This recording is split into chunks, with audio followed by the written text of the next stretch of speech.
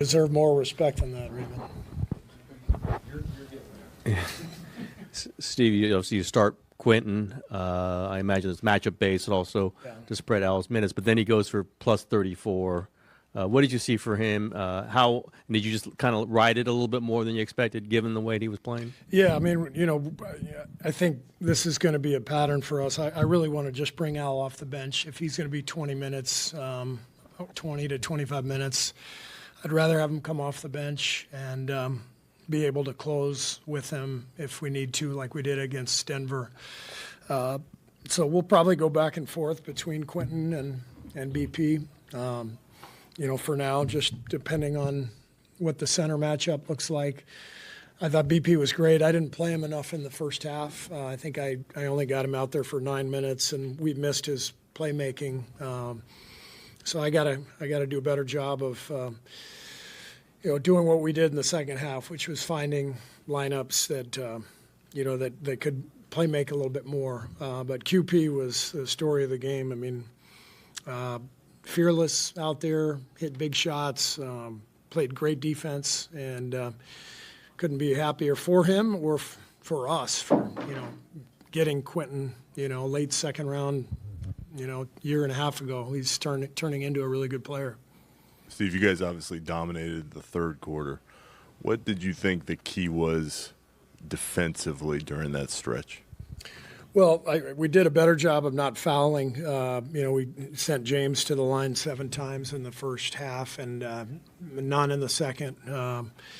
And I think we just trusted our coverages and made them, play through us or over the top of us rather than, sending them to the line. So to hold that team to 30 points in the second half, pretty impressive.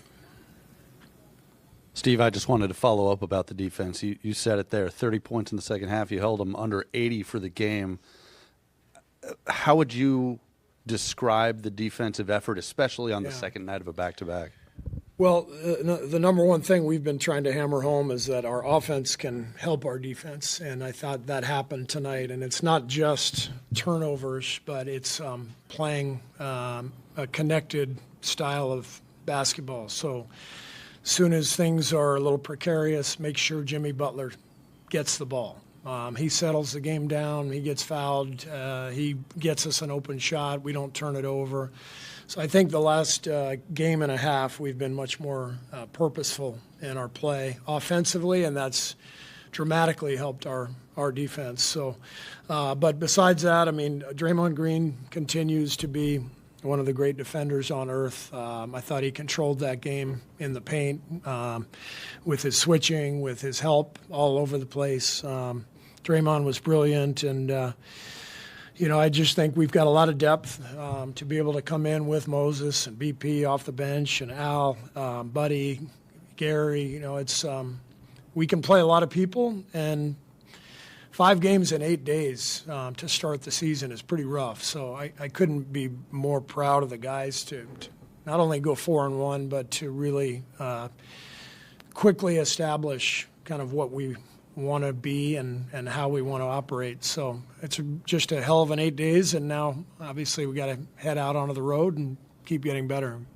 Steph went to the bench late third. I think you guys were up like 6 or 7.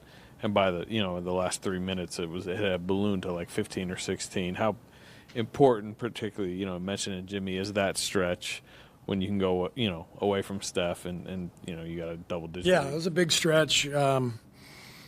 I think it might have been. I can't remember if it was late in that quarter when QP hit the big 3 late shot clock. That might have been early fourth, but with that lineup, you saw it last year. We're playing the same group, to start the fourth quarter and sometimes to finish the third. But Jimmy and BP kind of anchoring the offense, making sure we're getting Jimmy the ball in his spots and then getting spaced. We can do it with Al now. We can do it with QP. But just the ability to space the floor for Jimmy in those moments without Steph allows him to control the game. Steve, obviously another incredibly efficient game for Jimmy. The three-pointer isn't his bread and butter by any means, but he's 3 of 4 tonight. He's 8 of 14 on the season from there so far. Have you seen any differences from him when it comes to the 3-point shot? I just think Jimmy's a guy who doesn't really want to shoot a whole lot of threes, but he takes them in the moment. He kind of feels whether it's a late shot clock or a big moment in the game or seeing how the defense is guarding us. He's very confident from three. It's just kind of like the seventh option for him.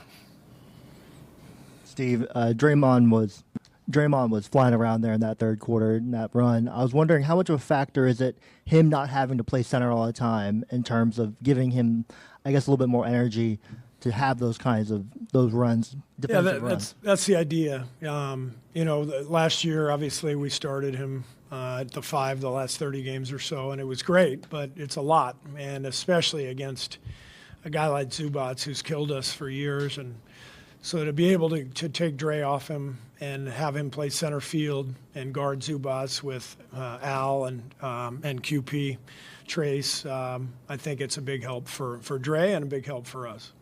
Steve, you were plus 18 in the third quarter tonight, plus 12 last night, so plus 30 the last two nights. That was kind of a calling card of your past teams coming out and dominating third quarters. Are you seeing anything in particular in the third coming out of the half strong, or is it just the way the last couple games have gone? The last two games, it just felt like we had more purpose to our decision-making and, like I said, controlling the flow of the game, not letting things get away from us in transition and making things difficult on our opponent in the half court. And you see how good our defense can be when we're not, in transition. Portland game, first half of Memphis, they were just running the ball, down our throats and not a whole lot of defense, against 4-on-3s. So we've just done a better job of controlling the action. Steve, extending on this defense, you mentioned Quinten being a factor on that end, which he clearly was. How much better is he defensively than he was last season? Because it seemed like in the playoffs, teams were going at him, but he's clearly made strides. And how much of a factor is that when you play Jokic in Denver or tonight to have that body you can trust, a big guy you can trust? Yeah, it's huge. And then to have Al behind him is massive too. So it takes a lot of pressure off Draymond. And just to play bigger with those guys is really helpful. And so I think QP has gotten a lot better. Just he's a worker. He's unbelievably coachable. And, our development coaches have worked with him the last 2 years and really I think he's taken to that coaching and that work and just gotten better and better.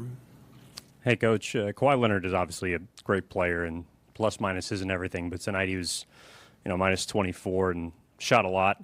What did you see out there from your defense that kind of made things difficult for him to get going and help them tonight?